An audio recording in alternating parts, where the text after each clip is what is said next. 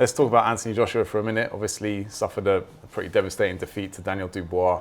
Now he's got to pick up and decide where he goes from here. If you were in his shoes, would you be looking for the rematch? Would you be waiting to see what happens with Alexander Usyk and Tyson Fury, and then maybe fighting Fury next summer?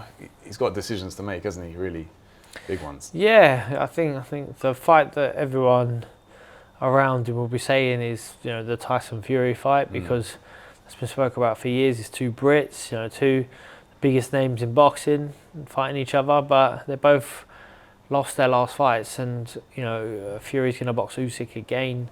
He may not beat him, and from my understanding, Joshua has the opportunity to have a rematch with Daniel Dubois. I don't think that's quite the right move for him.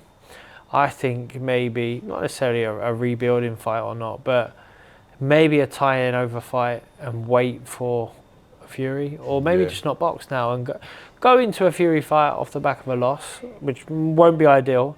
But both guys will probably look at one another and say, right, it's very sour the way that this has turned out, but our legacy, our history, our how people reflect upon our careers might be very dependent on if we box each other and who comes out on top and who loses. True. So if Joshua decides I'm going to box Fury and beat him, he'll leave the sport with some grace. He'll leave the sport on a high, and that'll be people saying, well done.